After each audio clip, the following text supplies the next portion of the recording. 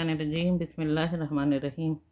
شروع اللہ تعالیٰ کے نام سے جو بڑا ہی مہربان اور نہایت رحم کرنے والا ہے۔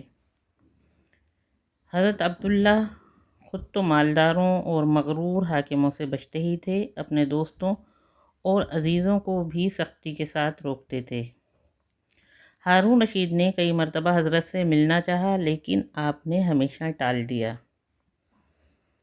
عثمان بن علی حضرت کے عزیز دوست تھے، بہت بڑے عالم اور محدث تھے، کاروبار میں بھی حضرت کے شریک تھے۔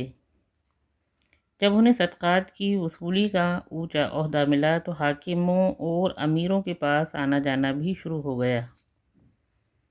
ایک دن حضرت عبداللہ کے پاس ملنے آئے تو حضرت نے کوئی توجہ ہی نہ دی۔ ان کو بہت رنج ہوا، گھر گئے اور صدمے میں ایک لمبا خط اپنے استاد حضرت عبداللہ کو لکھا، اپنے رنج و غم کا اظہار کیا۔ جواب میں حضرت نے چند شعر لکھ کر بھیجے جن کا مطلب یہ تھا: تم دین کے علم سے دنیا سمیٹنے لگ گئے ہو، دنیا کی لذتوں کے پیچھے پڑ گئے ہو، یہ لذتیں تمہارے دین کو پھونک کر رکھ دیں گی۔ تم تو خود وہ حدیثیں بیان کرتے تھے جن میں دنیا دار حاکموں سے میل بڑھانے سے ڈرایا گیا ہے۔ دیکھو، دنیا پرست پادریوں کی طرح دین سے دنیا نہ کماؤ۔ حضرت اسماعیل یہ شعر پڑھ کر رونے لگے۔ اسی وقت اپنے عہدے سے استعفیٰ دے دیا اور کبھی کسی حاکم کی دیوڑی پر نہیں گئے۔ حضرت عبداللہ کی شان ایک طرف تو یہ تھی کہ بڑے بڑے حاکموں کو بھی منہ نہ لگاتے، اور دوسری طرف حال یہ تھا کہ ہر وقت لوگوں کی خدمت میں لگے رہتے، لوگوں کی ضرورتیں پوری کرتے، ہر ایک سے خاکساری اور تواضع سے پیش آتے، کبھی اپنی بڑائی کا اظہار نہ فرماتے۔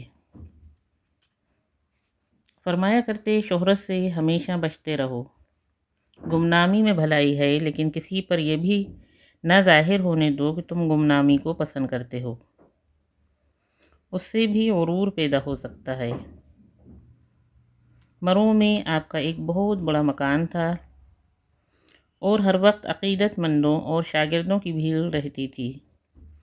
کچھ دنوں تو آپ نے برداشت کیا، جب دیکھا کہ روز بروز زیادتی ہی ہو رہی ہے تو کوفہ چلے گئے اور وہاں ایک چھوٹی سی اندھیری کوٹری میں رہنے لگے۔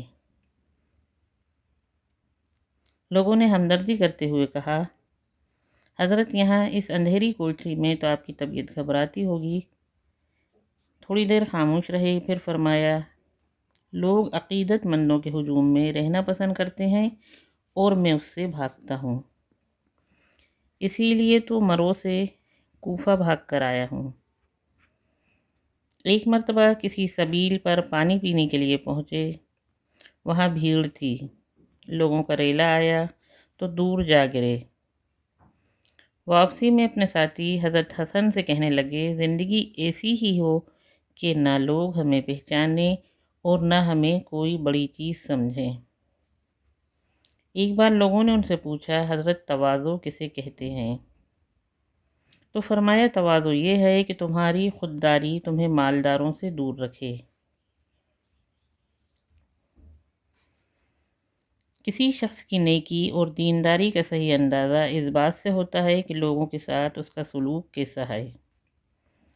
حضرت عبداللہ ہر ایک کے کام آتے اور اپنے پرائے کا خیال کیے بغیر ہر ایک کے ساتھ اچھا سلوک کرتے۔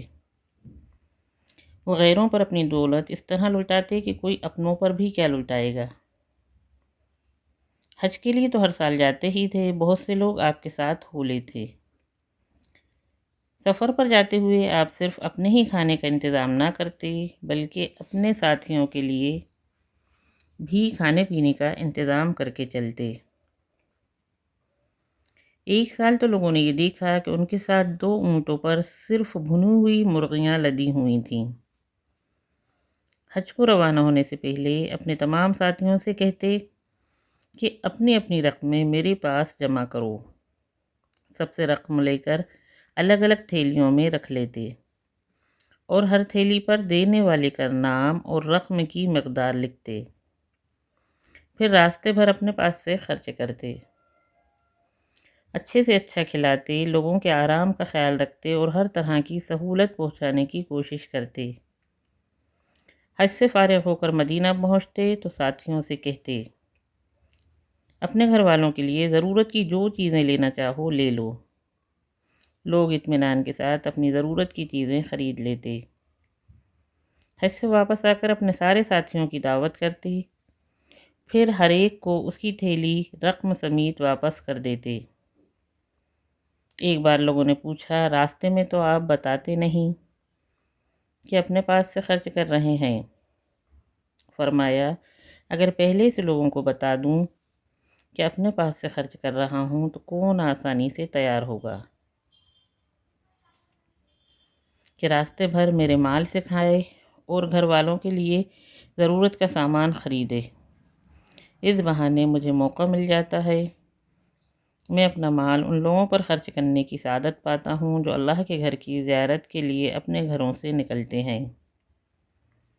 کھانا ہمیشہ مہمان کے ساتھ کھاتے اور ہمیشہ ان کے دسترخوان پر کوئی نہ کوئی مہمان ضرور ہوتا۔ فرماتے، مہمان کے ساتھ جو کھانا کھایا جاتا ہے اس کا حساب نہیں ہوتا۔ پیسے سے بھی ہر ایک کی مدد کرتے۔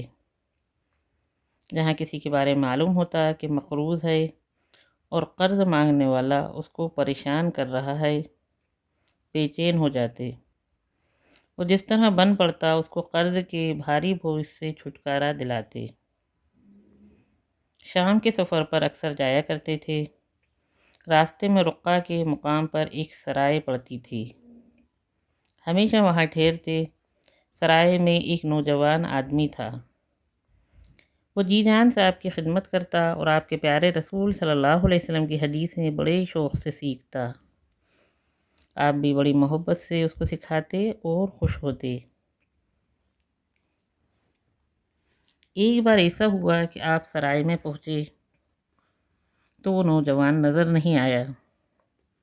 آپ کو فکر ہوئی، پوچھا تو معلوم ہوا کہ وہ گرفتار ہو گیا ہے۔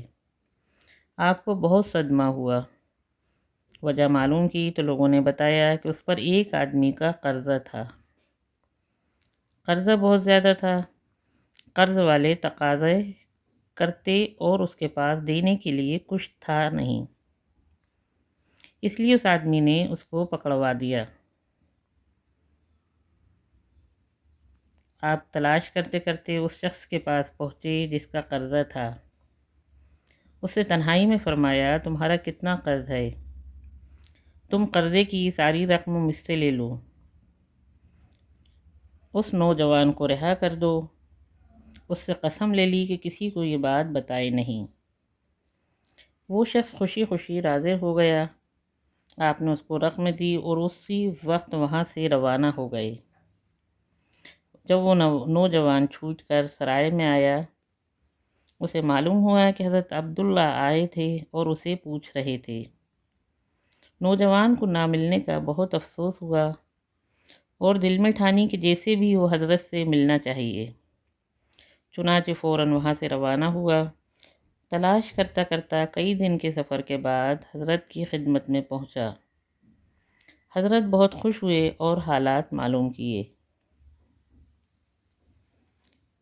نوجوان نے اپنی ساری آپ بیتی سنائی اور یہ بھی بتایا کہ سرائے میں خدا کا کوئی نیک بندہ آیا تھا، اس نے چپکے سے میری طرف سے رقم ادا کر دی اور میں چھوٹ گیا۔ معلوم نہیں کون تھا، میرے دل سے ہر وقت اس کے لیے دعائیں نکلتی ہیں۔ حضرت نے فرمایا، خدا کا شکر ہے کہ تم نے مصیبت سے نجات پائی۔ جب حضرت کا انتقال ہوا تو اس شخص کو یہ راز لوگوں نے بتایا کہ وہ رقم ادا کرنے والے حضرت عبداللہ رحمۃ اللہ تھے۔ ایک آدمی پر 700 کا قرضہ تھا، بیچارہ بہت پریشان تھا۔ لوگوں نے حضرت سے ذکر کیا۔ آپ نے اسی وقت اپنے مینیجر کو رقہ لکھا کہ اس شخص کو 7000 درہم دے دو۔ رقہ لے کر یہ شخص مینیجر کے پاس پہنچا اور زبانی بھی مینیجر کو بتایا کہ مجھ پر 700 کا قرضہ ہے۔ مینیجر نے کہا، آپ ذرا ٹھہریے، اس میں رقم کچھ زیادہ لکھی گئی ہے، میں ذرا معلوم کرا لوں۔ حضرت کو پرچہ لکھ کر بھیجا کہ اس شخص کو 700 کی ضرورت ہے اور آپ نے بھولے سے 7,000 لکھ دیے ہیں۔ حضرت نے جواب میں لکھا کہ فوراً اس شخص کو 14,000 دے دو۔ مینیجر نے حضرت کی خیر خواہی میں پھر پرچہ لکھ بھیجا کہ آپ اگر اس طرح دولت لٹاتے رہے تو کچھ ہی دنوں میں یہ سارا خزانہ ختم ہو جائے گا۔ حضرت کو اس بات سے رنج ہوا اور لکھ بھیجا کہ دنیا کی دولت لٹا کر آخرت کی دولت سمیٹنے کی فکر میں ہوں۔ کیا تمہارے پیارے رسول صلی اللہ علیہ وسلم کا یہ قول یاد نہیں کہ اگر کوئی آدمی اپنے مسلمان بھائی کو کسی ایسی بات سے اچانک خوش کر دے جس کی اسے امید نہ ہو تو اللہ تعالیٰ اس کو بخش دے گا۔ بتاؤ کیا 14,000 میں یہ سودا ٹوٹے کا ہے؟ بتاؤ کیا 14,000 میں یہ سودا ٹوٹے کا ہے؟ حضرت نے دوسری مرتبہ 7,000 کے بجائے 14,000 اس لیے لکھے تھے کہ 7,000 کی رقم تو اسے معلوم ہو گئی تھی۔ اگر اسے 7,000 دیتے تو اس کی امید تو اسے تھی ہی، اس لیے آپ نے 14,000 کا حکم دیا کہ امید کے خلاف اچانک اتنی بڑی رقم دیکھ کر وہ انتہائی خوش ہوگا۔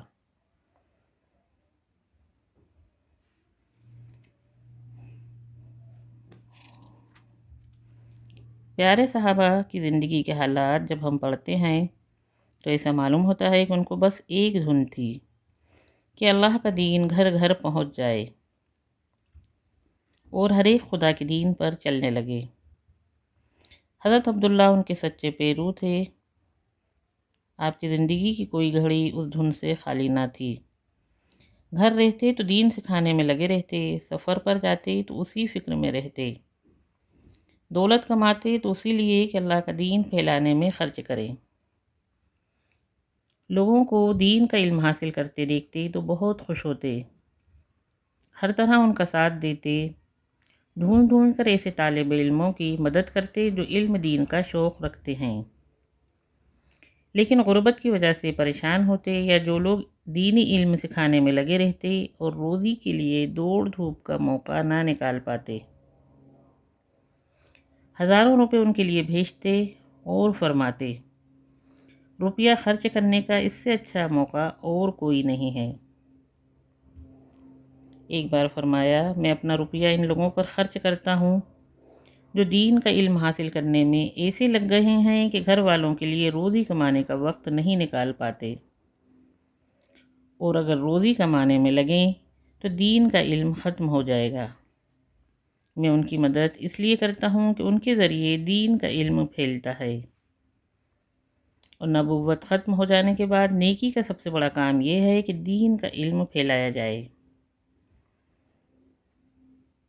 اس کام کے لیے شہر جاتے، ہر قسم کے لوگوں سے ملتے، ان کے سدھارنے کی کوشش کرتے اور بڑے سلیقے سے اس کام کو انجام دیتے۔ فرمایا کرتے تھے، جب امت کے بڑے ذمہ دار لوگ بگڑ جاتے ہیں تو پوری امت میں بگاڑ آ جاتا ہے۔ 5 قسم کے لوگ ایسے ہیں، جب ان میں بگاڑ پیدا ہو جاتا تو پوری سوسائٹی بگڑ جاتی ہے۔ دین کے علماء، یہ انبیاء کے وارث ہیں، انبیاء کا لایا ہوا علم ان کے پاس ہے۔ اگر یہی لوگ دنیا کے لالچ میں پھنس جائیں تو پھر عام لوگ کس طرح سے دین سیکھیں اور کس کو اپنے لیے نمونہ بنائیں؟ تاجر، اگر یہی لوگ خیانت کرنے لگیں، ایمانداری چھوڑ دیں اور ناحق لوگوں کی دولت لوٹنے پر کمر باندھ لیں تو پھر لوگ کس پر بھروسہ کریں، کس کو امانت دار سمجھیں؟ زاہد لوگ، ان کی زندگیوں کو دیکھ کر لوگ دین پر عمل کرتے ہیں، اگر یہی بگڑ جائیں تو لوگ کس کے پیچھے چلیں گے؟ مجاہد، جب ان کا مقصد غنیمت کا مال جمع کرنا ہو اور حکومت کا ٹھاٹھ جمانے کے لیے لڑیں گے تو دین کیسے پھیلے گا اور اسلام کی فتح کیوں کر ہوگی؟ حاکم، حاکموں کی مثال ایسی ہے جیسے بھیڑوں کا چرواہا چرواہے کا کام بھیڑوں کی دیکھ بھال اور ہر خطرے سے ان کی حفاظت کرنا ہے، لیکن اگر چرواہا خود بھیڑیا بن جائے تو پھر بھیڑوں کی حفاظت کرنے والا کون ہوگا؟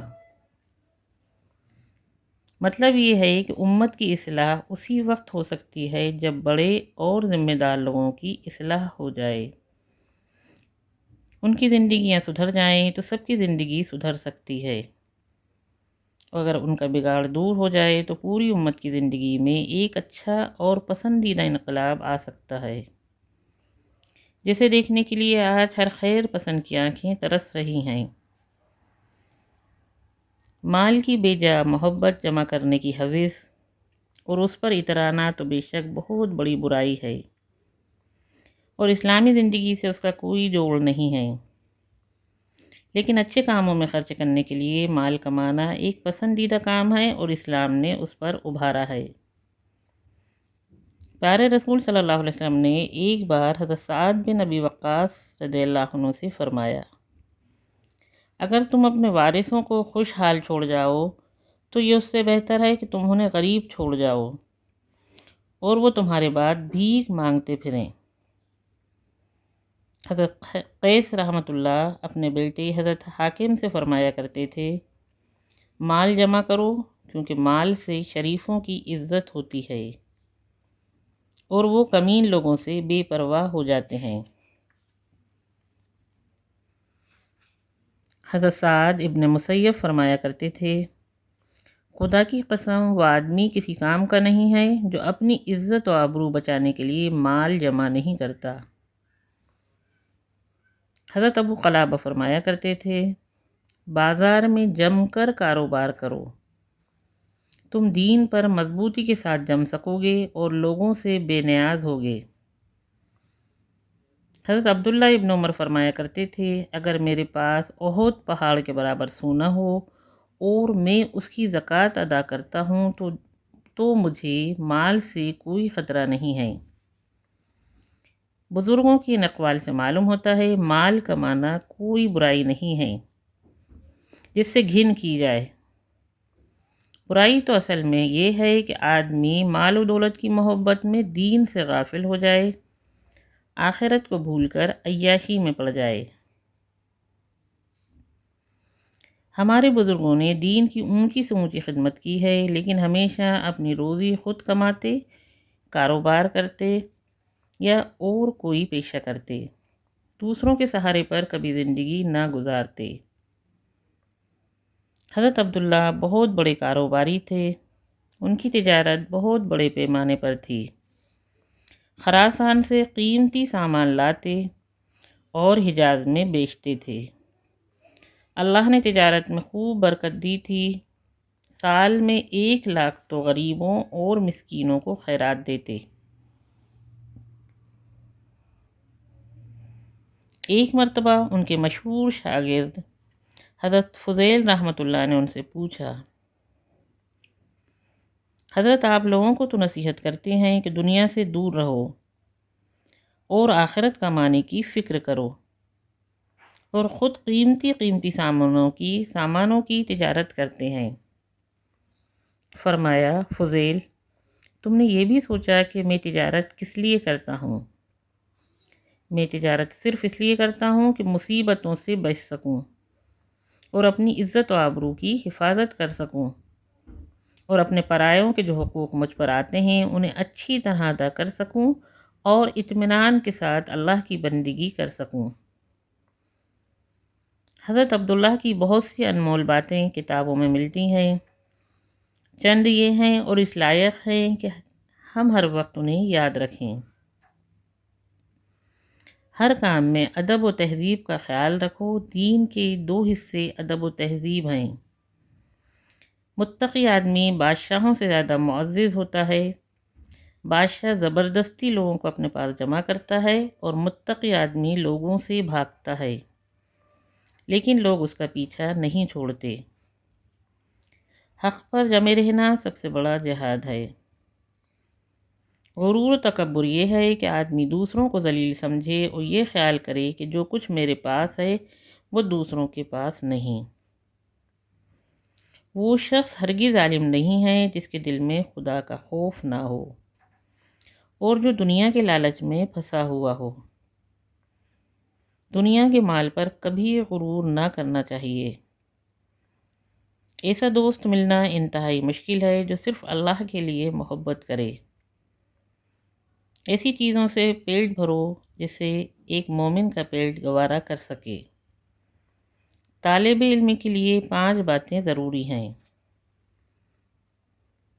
اچھی نیت، استاد کی باتوں کو دھیان سے سننا، استاد کی باتوں پر غور و فکر کرنا، استاد کی باتوں کو یاد رکھنا، استاد کی باتوں کو اچھے لوگوں میں پھیلانا۔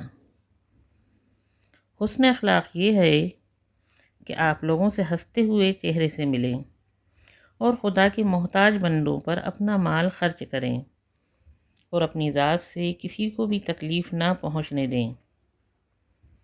حضرت عبداللہ شاعر بھی تھے۔ آپ اکثر ایک شعر گنگنایا کرتے تھے اور ہے بھی وہ اس لائق کہ بار بار پڑھا جائے۔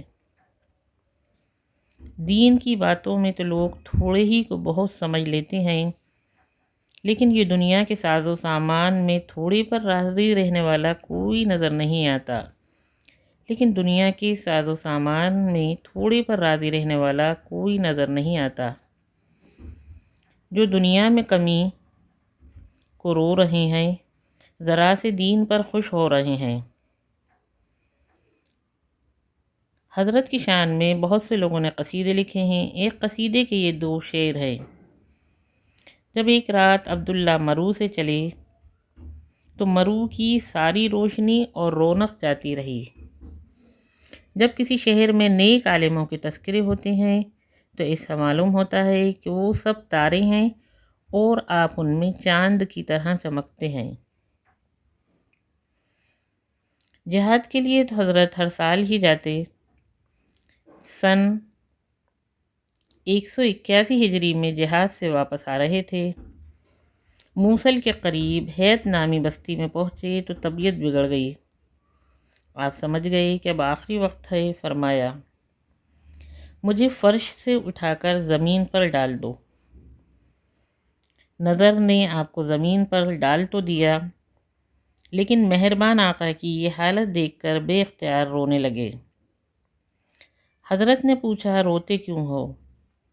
نظر نے کہا، حضرت ایک وہ زمانہ تھا کہ دولت کی ریل پیل تھی، شان و شوکت تھی اور جاہ و جلال کی زندگی تھی، اور ایک یہ وقت ہے کہ آپ مسافرت میں ہیں، عزیز و اقارب دور ہیں، غریبی کی زندگی ہے، بے بسی ہے، اور پھر آپ خاک پر پڑے ہوئے ہیں۔ یہ سب دیکھ کر میرا دل بھر آیا اور بے اختیار میری آنکھوں سے آنسو جاری ہو گئے۔ حضرت عبداللہ نے فرمایا، نظر، رنج کی کوئی بات نہیں ہے۔ میں نے ہمیشہ خدا سے یہی دعا کی کہ خدایا میری زندگی مالداروں کی سی ہو کہ کسی کے سامنے ہاتھ نہ پھیلاؤں اور تیری راہ میں کھلے دل سے دولت لٹاؤں، اور میری موت غریبوں اور خاکساروں کی سی ہو کہ تیری خدمت میں غریب و بے بس بن کر پہنچوں، کہ تجھے رحم آئے۔ خدا کا شکر ہے میری دعا قبول ہوئی۔ رمضان کا مبارک مہینہ تھا۔ ابن مبارک ایمان و عمل کا تحفہ لیے اپنے رب کے حضور پہنچے، اور وہ سورج ہمیشہ کے لیے غروب ہو گیا جس نے 63 سال تک مصر، شام، کوفہ، بصرہ، یمن اور حجاز کو اپنی علمی روشنی سے جگمگایا۔ مگر یہ ایک نرالا ہی سورج تھا۔ غروب ہوا تو اس کی روشنی کچھ اور پھیل گئی۔ آج تک ساری دنیا اس کی روشنی سے جگمگا رہی ہے، اور جب تک خدا چاہے گا جگمگاتی رہے گی۔ اللہ کی ہزار ہزار نعمتیں ان پر، اور خدا توفیق دے کہ ہم بھی ان کی پھیلائی ہوئی روشنی میں چلیں گے۔